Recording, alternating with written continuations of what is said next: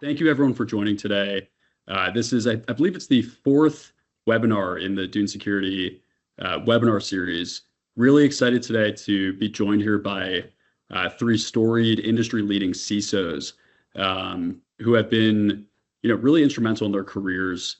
Both I think driving innovation with companies like Dune Security, but then at their own companies and careers, and in Rob's case, in the military, defending large numbers of people and companies. So I'm joined here today by Harshal Mehta, who is the CISO at CWT, Amir Niaz, who's the CISO of Culligan, and Rob Lyman, who is the Brigadier General at the Air Force and formerly was the CIO of the U.S. Transportation Command, and also he's a senior industry advisor. So yeah, I'll pass to Amir here for our first question. So Amir, from your experience at Culligan, what are the biggest challenges you face with traditional one-size-fits-all security models, especially in the context of complex user behaviors? Yeah, so cybersecurity training, user awareness training has always been a recurring event at Culligan, and it was designed for just do every quarter train the users, do a phishing campaign once a year, and there was no focus on the benefits of it. It was a checkmark type exercise. So the challenge for me and any other CISO is, how do I improve the user behavior, especially for privileged users who have authority to move money, change bank account information, and other things. The other challenge that we had was the training was very, very long. It was like 40 minutes, 30 minutes. And with HR and legal and compliance trainings, the noise level from users was that it's taking a lot of time. So we were training everyone. It doesn't matter what your role, responsibility, if you've been hired 1 year ago or 10 years ago, they were all receiving the same training. And I have not met a single user who was happy about doing these trainings. So the challenge was, how do we make it sexy? How do we make it competitive for the users? And most importantly, how do I give the reins to the users to decide how much training they will get? So with that challenges, we went into the market and started looking at Dune. And that's where we found that we need to do some kind of a scoring system for these users, that whose behavior is getting improved and whose behavior is not getting improved. So those were some of the things that we focused on. We created some categories for our critical users. So if somebody does PCI compliance or HIPAA or any other financial individuals, we put them in that category and decide to train them a little bit differently. The campaigns were AI driven, so it picks up what are you weak in. So if you constantly failing on clicking on a URL, then it focus on those. If you are attracted to opening a package from FedEx or UPS or stuff like that, so it'll focus more on that. So those were some of the challenges at Culligan that we needed to make it where we're receiving some value and not just putting a check mark on that. Awesome. And that's fantastic on the training side and on the testing side.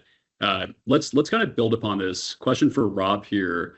So Rob, obviously you have a very storied career in industry, but also in the military, right? And with government agencies. So let's talk a bit more about adaptive controls, right? I think in cybersecurity, there's been more static controls previously. So, how do you think about adaptive controls and how can that impact the human dimension of security risks, such as insider threats or unintentional user errors? Yeah, thanks, David. And I appreciate the opportunity to be here. This should be fun. The most important part of what you talked about was the human dimension, right? There's always going to be adaptive cybersecurity technologies that secure our networks, our data, our communications, and threats that adapt to those and exploit new vulnerabilities. The constant is the human. So the better trained they are, and the better trained they are against online negative behaviors and secure behaviors towards secure behaviors, the better off we are. The largest percentage of breaches still start with some sort of phishing, right, which relies on a non-secure behavior by a user. And so when I think of static controls, I think of the traditional state of cybersecurity training. In DoD, it's typically a yearly tradition that we go online, we take our cybersecurity training. It's a CBT, computer-based training, and we go through that in order to retain our network access for another year, right? But in an enterprise that large, there's really no way to keep that training fresh and keep it up to date, right? So we all are used to seeing the same animations. We took our tests. We consulted with the animated cybersecurity expert, Jeff. Everybody in DoD knows who Jeff is when they talk about their cybersecurity training. But really, it all comes down to memorization and a retention process, right? Which doesn't always impact the actual behaviors when a user goes back online and starts to work again. And so when I think of that, I think of classroom versus field training. So to use a military, a simplistic military example, when we teach marksmanship to new recruits, in the classroom, you learn about breathing control, and you learn about using the sights to effectively hit your target. You learn about how to squeeze the trigger and do things like that in order to use that tool, that weapon system. But then when you go to the field and you're on the firing line, what you know in your head is different than what you actually do in practice, and you've got to train yourself to do those things. But what's good is you've got that drill instructor behind you that when he sees a negative behavior, he or she sees a negative behavior, they can immediately help you, right? They see your shots are off to the right or the left. They know, what you're doing in terms of pulling, and they know how to correct that, and you can immediately correct that behavior. And so that's the next evolution, is actually be able to correct and those actual observed behaviors. And so using that marksmanship example, that's the way I think about it. The better trained the individual, reinforcing positive behaviors and ensuring those unsecured behaviors, whether they're due to error or malicious intent, to make sure those behaviors are caught and addressed quickly is really the key.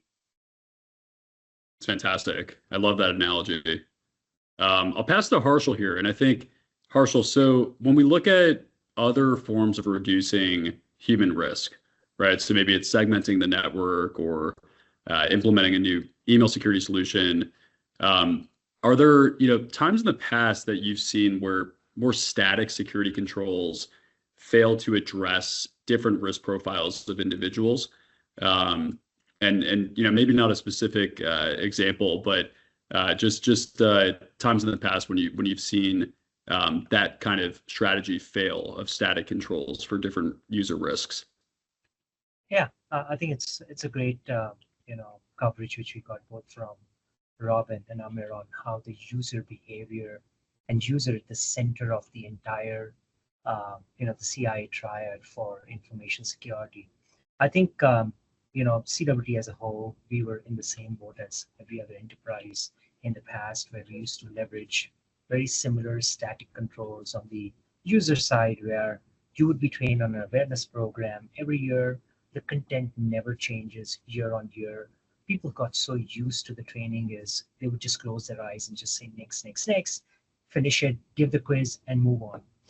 So times have changed. The sophistication of the attacks has changed significantly.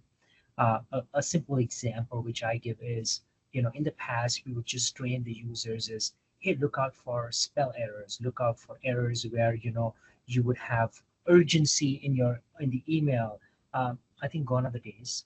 With the advent of AI and some of the sophistication of some of the attacks which are being targeted, they're getting smarter. The threat actors are looking for specific information by not just having an urgency or spell errors, but they are getting really advanced by creating an environment where they're just not targeting your online ecosystem. They can come in through SMS, they can come in through phone networks. And I think there was a classic example in Hong Kong where the the aspect of how a dark web and scams could be evaluated to a financial organization to create a significant impact. So it's real. We see it every day into a call center environment, and I think that's the reason why the static controls, like having an awareness program, which is so outdated, needs to be moved to a more behavior-based ecosystem. It needs to evolve with the sophistication of the new threat actors. And then lastly is, we'll speak later, but how does this all gel into the ecosystem of your other security stack tools? You have CrowdStrike and you have the Sentinels, you have the Microsoft of the ecosystem. How does the user get incentivized or de-incentivized for the activities he's doing day in, day out? So I think that's where the focus is changing on the security realm. The static controls, if you stick with them, they're going to get outdated. You're going to get compromised sooner rather than later, and you have to go ahead with the times.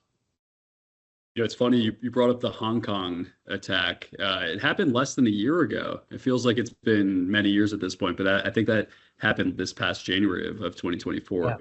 Yeah. So we're almost at the 1-year anniversary. That was a scary one where 10 executives were deepfaked, and 9 of them, and I think the 10th one wired at 25 million or something like that. So yeah, and it's real, Yeah. and we have it happens every day.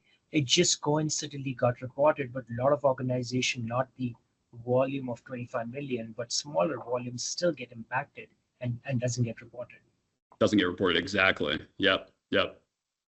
Let's move a bit further into, I guess, more of the technical security stack. So my question is for Amir, and I think, if you were able in a perfect world to have a user risk score that takes in the comprehensive data sets and can actually create in real time accurate user risk quantification, how would you integrate that into an existing identity solution like Okta or Microsoft Entra?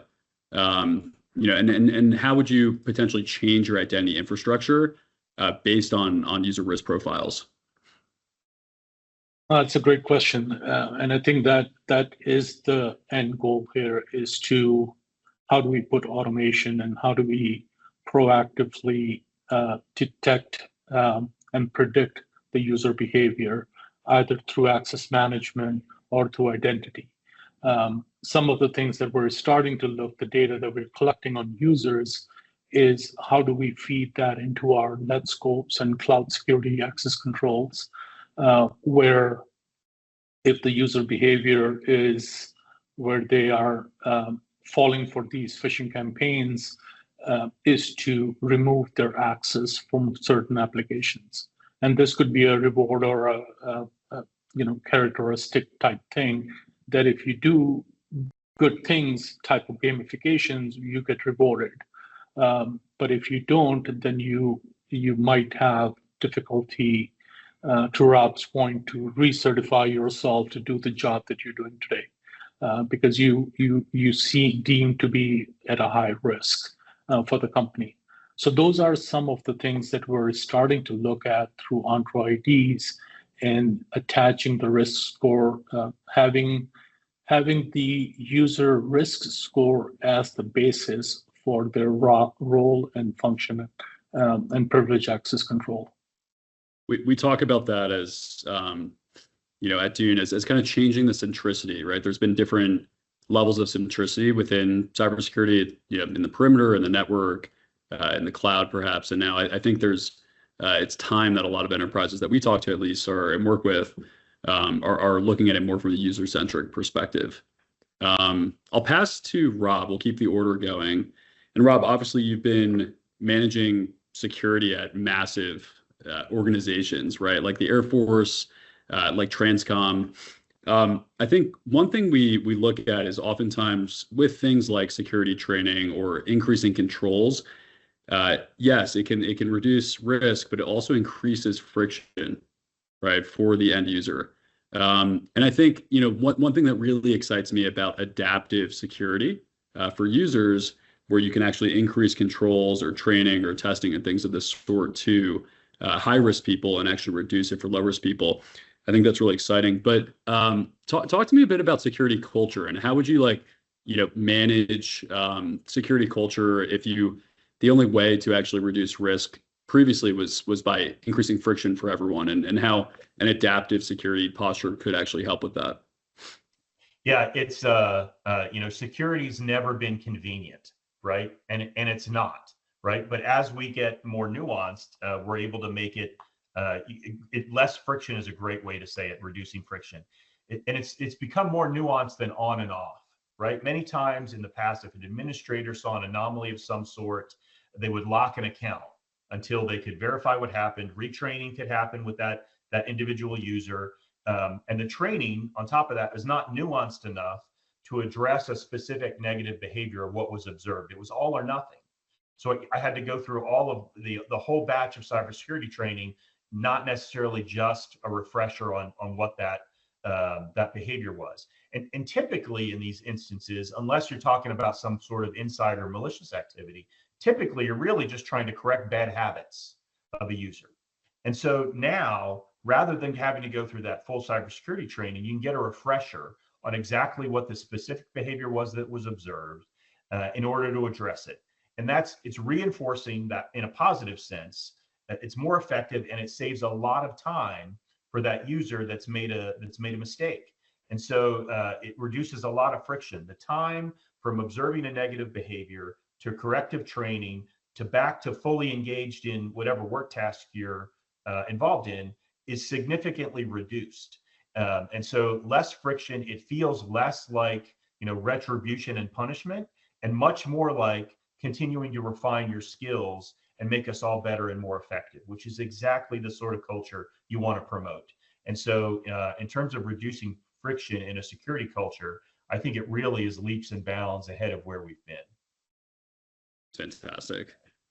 Kind of building onto this, so let's talk a bit about scalability. So Harshal, obviously all three of you have had such storied careers, and you've managed security for massive companies like CWT throughout your career. And I think when you look at scalable solutions that can be applied to large groups of users within a large company, how could adaptive security help you with scalability, right? In such a global, massive organization. And then, maybe, specifically you could talk about things like, perhaps incident response or risk profiling or things of that sort. Yeah, I think the vision which we have is very similar, which Rob references risk-based scoring, which all goes back to behavior of how is David or how's Harshal, adapting or using day-to-day resources. But there's also an aspect of giving that risk score based on the profile which the user has in the organization. A lot of people holding sensitive information could have a risk profile which is much more higher compared to someone who's just a knowledge-based user. Similarly, we also adapted our risk-based profile based on geographies. Being a global organization, we do have countries which are in highly risk-based profile score. So we do provide them with a high score compared to US-centric organization. This all builds up into the risk portfolio, wherein a risk profile score is being assigned based on which the behavior articulates what kind of activities and what kind of trainings are being emulated for those kind of user sets. I think one of the aspects which we try to replicate pretty early in the incident response process is how's the user acting in? Is there a history of compromised credentials? Is there a history of those users going to sites which are termed to be not secure enough? And then that populates into the more trainings. We also try to give those user sets more simulation exercises. We try to target them not just a traditional phishing exercise, but we go one step ahead. I think we're looking at Dune on how we can replicate those with an actual smishing attack. We're trying to create a profile for our call center agents on more like a wishing attack, because this is real. This is where you see action. So we want to create that environment which is very much simulated to the live production environment, and then see how the user reacts. That becomes a template for us on creating the next year's security program on how we're going to train those user sets. A classic example which we use is once a user who fails the phishing, smishing, or wishing is onto our user set for all future phishing exercises. So that user never gets out of it. Once you fail, you always fail. I think the other aspect which you're trying to align is a lot of organizations take security seriously, and user themselves is responsible as part of their roles and responsibilities to ensure that you maintain the security of the organization. You're trying to align and have some kind of disciplinary process if you're constantly failing and constantly not aligning with the security processes. That's a long-term vision, but we want to incentivize as well as give them demerit points if they're not passing security program. I think that's right. Yeah, I think there's what we hear a lot from enterprise teams is positive reinforcement for the vast majority, right? For the 96%, and then for the 3%, if the challenge is how do you actually prove who those 3% are, right? And so that's like part of what Dune Security is aiming to do here for big companies. I think we talked a bit about efficiency in terms of time saving, right? Imagine a world in which controls or training can be delivered to just high risk people, but not low risk people, right? And you can save time for the company. Amir, are there any other cost considerations when you think about adaptive security controls? I mean, are there even a crazy prediction 5 years from now, right? How do you see the industry changing in this aspect for adaptive security? And then do you think that can help large companies like Culligan even save money and not just risk? Yeah, no, definitely. I mean, any ransomware type attack, if you can avoid it, it saves money and protects your brand. Majority of the ransomware attacks, phish starts with a simple email that a user clicked on something, right? Security tools, if they are configured properly, can protect you 90% of the time. 10% is always the users who we trust to do their right thing, click on the wrong thing and had the bad guy into our environments.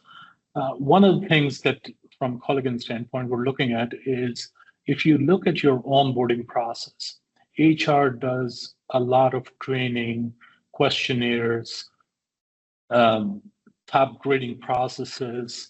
They look at everything. The only question they don't ask is where do you stand on cybersecurity? So what I'm working with HR is to have a training module set up with a set of 3 or 4 different small training that they need to take and pass to be qualified for the role, especially for privileged roles.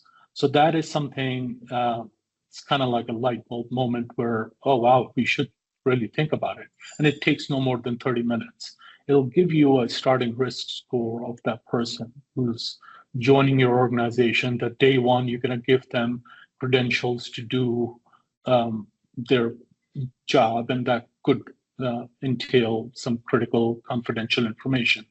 So that's I think we need to change our thinking around reactive nature of it and look at proactively how do we predict the behavior, and how can we implement some automations where before the damage is done, we can either remove their access or contain them.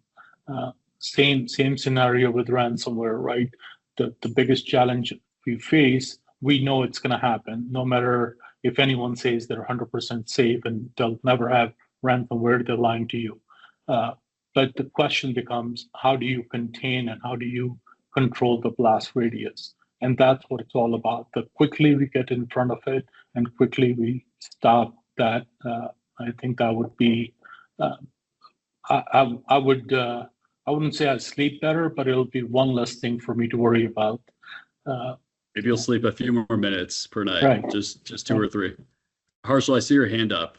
Yeah, I think it's so interesting with what Amir is just saying, and I'm gathering my thoughts is, I think the way we have to change the awareness program and the way we look at the entire human aspect of it is we have to go away from this mandatory annual awareness training program.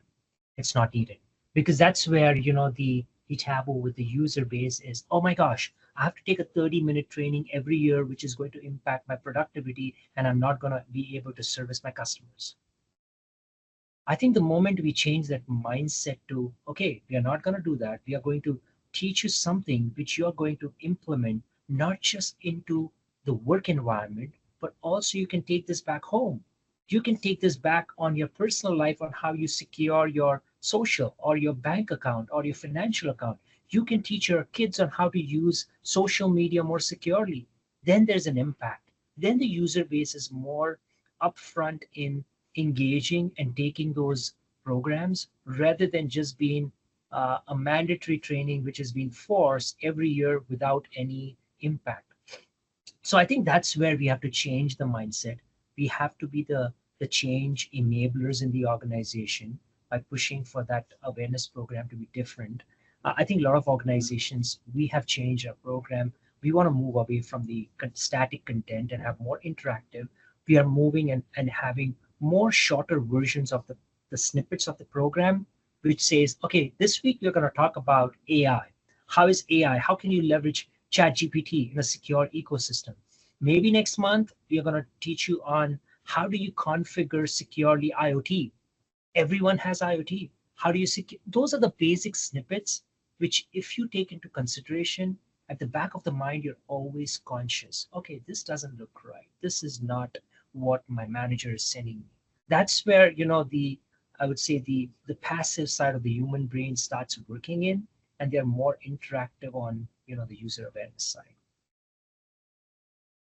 No, that's an excellent point. And I think some of the controls that you mentioned, we're starting to look at self-service password, right? So the deep fakes you mentioned, my help desk supports over 15,000 employees globally.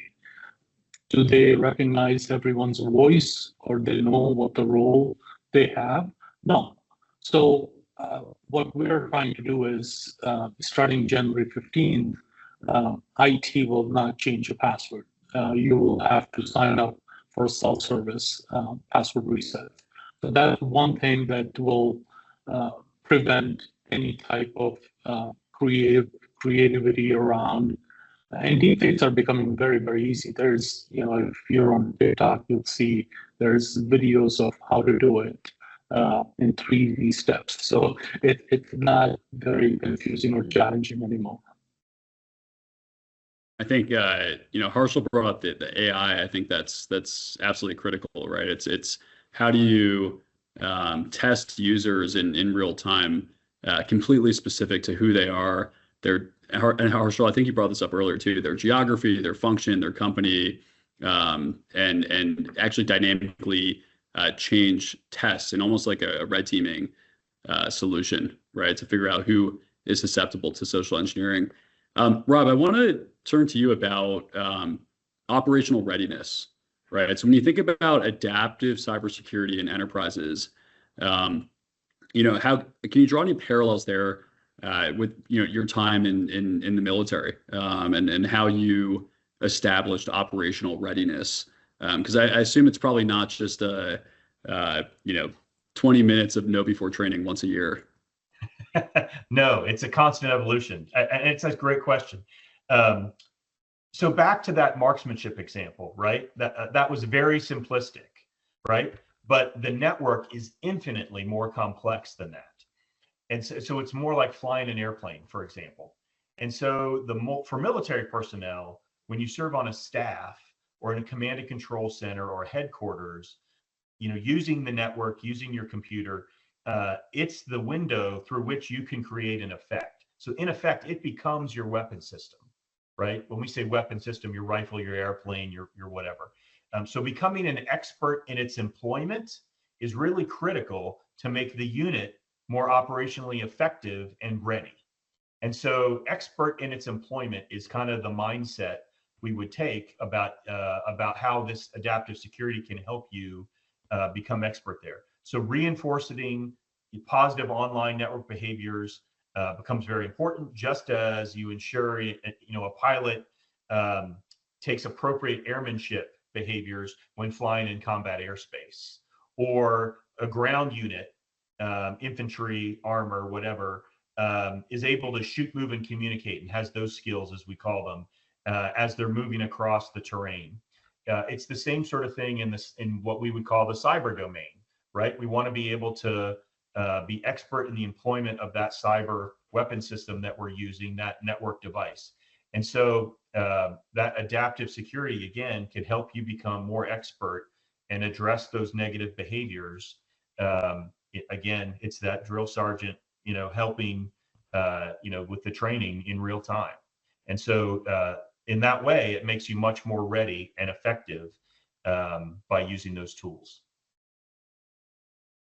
I want to switch gears a little bit, and then we'll kind of go into more of a round robin. But for Harshal, right? I think you are in really it's a travel, but there's a massive customer service component, obviously, to CWT, and what role does data privacy play here, right? So if you think of informing adaptive controls, you need to gather a lot of data about your user base. And then potentially, even your customer base. So talk to me a bit about the conflict between privacy and security. Yeah, it's trying to becoming more complicated as we try and inject more and more user behavior into a SaaS-based portal. Now I just don't get Harshal's basic information. I'm trying to gauge in more about his behavior side of the house, his personal side of the house, if he's using any personal activities. But that becomes more complicated in geographies outside of US, more towards European region, as well as being one of the contractors here in the US for the biggest government organization. It is also sensitive on what kind of information we are monitoring. I think for all purpose of behavior, what we try to use in endpoint agent. It could be a CrowdStrike, it could be Microsoft, where we leverage their basic behavior activities, and only the basic signals are being sent across to the platform. So from a user monitoring perspective, there is zero PII information which goes outside of our ecosystem.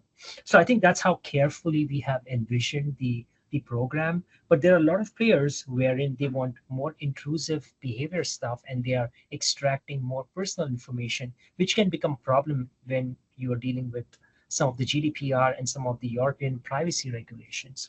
So when we envisioned this program, our intent was not to bring our PII information outside our ecosystem, keep it secluded within the environment. We are not using this portal to assess users' productivity, users' personal capability. This is all for the intent of understanding a risk profile of the user. I think that's the vision we shared with some of the European Council workers, and they're comfortable as far as we are within that boundary, and we do not go into more intrusive actions. And it works well. I think the intent for them is also to understand we are here to protect the organization. Organization security is of paramount importance. And then we replicated that with giving examples of how compromised credentials could gain access to the entire organization. So they are sensitive towards having a balance between the personally intrusive behavior side with the security controls. We've kind of we've touched on it briefly, I think everyone here, but the intersection between security and the HR organizations within large enterprises. Amir, I'll turn to you because I think you touched on it. How is that changing, right? How security works with HR, with human resources. and kind of that if we are creating user risk profiles, and if the user risk profiles are saying, hey, these 2% of employees are perhaps not just careless, but maybe they're even insider threat to the company.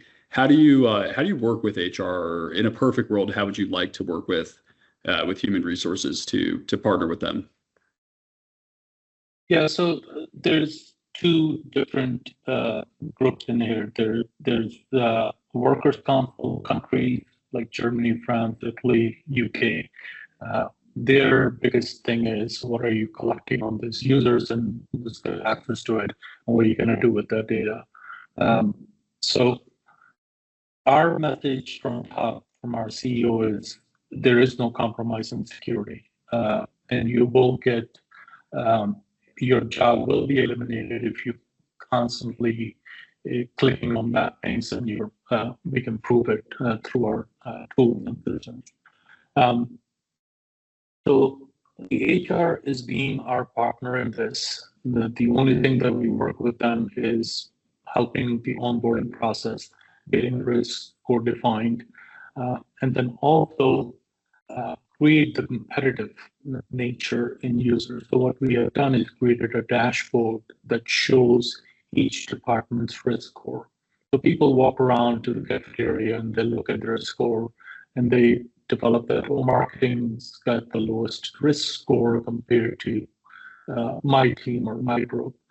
So that's something, it was a little bit of a struggle in the beginning where people didn't want to show their dirty laundry, but we're looking at it from a positive standpoint, that if I show the score, each department's going to work to bring their score down. And it becomes, that whole, what I said, the sexiness of this. It's not a mandatory training that 30 minutes you're going to be all angry about that I'm going to do that. This is something you should look forward to. And the biggest thing, it all depends on you. You might be trained once a year, or you might be trained once an hour based on your behavior and your risk score. So HR has been our partner, along with legal, risk and compliance, and audit. Because your GRC mafia comes and says, okay, have you trained the users? And we can provide dashboards and say, yeah, users have been trained, and everything is, we're tracking it.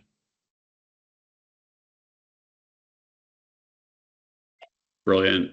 And then I think let's touch a bit here, Rob. Talk to me a bit about with adaptive security posture, especially in your time in the military. How can you kind of distill, culture, right? So talking about how you've distilled culture, and specifically for managers, right? For lieutenants, captains, majors. How do you have those leaders of people distill good security culture throughout the organization? Yeah, I think it's a balance of, as Amir said, we're not going to compromise on security, right? So this is going to be a bedrock to the operations that we're a part of. So that's part of it. But then, as at the same time, embracing that culture is more about constant improvement and evolution, right? So it's not retribution. This is more about our culture of improvement, our culture of effectiveness. So, rather than that security training we've talked about being a reprimand, it's more of a positive training reinforcement, right? It's a constant evolution of our skills. It's a constant way to keep your skills up to date. Network security is a perishable skill. You've got to, stay engaged, and that's kind of the mindset you want to have, so that as people make mistakes, they recognize, okay, I just need to correct this and get on with it. And it doesn't necessarily become a barrier to being effective at your day-to-day job. It becomes a way to be more effective at your day-to-day job. And empowering those first-line supervisors that you just highlighted, those officers and first-line supervisors, to carry that message is really what it's about. So that becomes culture's a people problem, right? It's not a technology problem. And so helping people understand and communicating that is really what it's all about. It's fantastic. I'll open it up here. Harshal, Amir, anything to add on that point on security culture?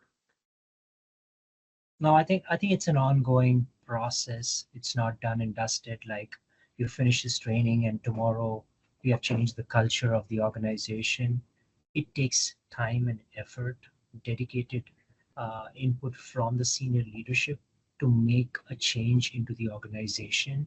Um, so it's a long process which you have to adapt, you have to change, you have to evolve every other day with the threat posture changing so much. But I'm glad everyone's jumping onto the ship, and organizations like Dune is just helping us to go into the right path. Yeah, no, I think it's all data driven, right? So the dashboards that Dune provides us are the talking point. These are the people that we're going after, and there's a reason for it. And we do also get threat intel reports. So if there is a new campaign going around, it's real easy for us to go back to Dune and say, these are the finance people. Let's focus on them because there's a threat going around of these type of campaigns of changing bank accounts and changing billing information. So it's like everyone, I think we're all in the same boat. We just don't have unlimited time to go train users, but we want to focus on the behavior and help users to do the right thing. We understand they're all busy, they're doing 10 things at a time, but if they can just stop, think before you hit click, I think we'll be in good shape. Awesome. So I think we got through the main portion of today's webinar. I'll open it up to the audience here if anyone has any questions. I think you can put them in the Q&A. We haven't used the Teams functionality yet, so it's a new one for us for webinars. Yeah. While we're potentially waiting, any parting words? Let's start with Rob. Go to Harshal and then Amir. Well, I think, we talked a little bit about adaptive security evolving to handle kind of these new emerging technologies. And so the exciting thing is we talk a lot about emerging technologies, but the piece that we forget is that's going to change the way users interact with these technologies and interact with the network. And so adaptive security gives you the ability to see both sides of that equation and evolve appropriately. And so if you can address the specific nuances, not just of the technology, but about how users interact with it, then it keeps you ahead of that security curve that we're trying to stay ahead of. Almost like agile development, being able to quickly field new capabilities versus the old, waterfall block upgrades that took a long time to see any sort of capability upgrade. And so when I think about adaptive security evolving, that's kind of the next step, and I think it helps us with those new emerging technologies. So it's kind of the next evolution of cybersecurity, and I would close with that. Thank you, Rob, and thanks for all your service, by the way. Pass over to Harshal.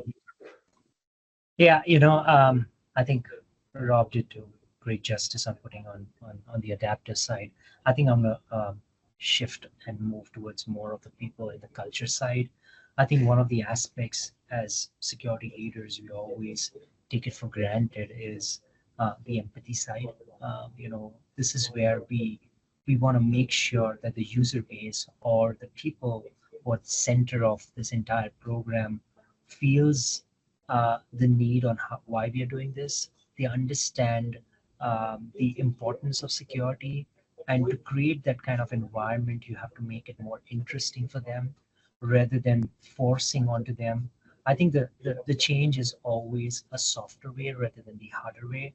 And I think that's where we as leaders have to, if we want to be the change enablers, the cultural ambassadors, then we have to do it the right way, putting people, empathy, and emotions at the center of everything. Yeah, I think it's going back to basics, doing the right thing. Small things that count. And it's our job as leaders is to make sure our users are well trained. We're providing them the tools and the resources to improve themselves, just like any other job function.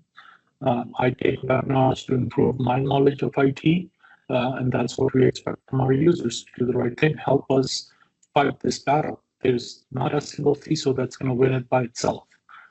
It's going to take a village, and that's what we're trying to shoot for. Yeah, it's that constant journey. So thank you so much to all three of you, to Harshal, to Amir, and to Rob. Really amazing insights, and we'll share recordings and clips with our amazing content team after this. But today was a really great conversation about adaptive security, the future of user-centric AI-driven defense. So thank you so much for joining, everyone. Appreciate the time. Thanks for having me. Thanks all. Thank you.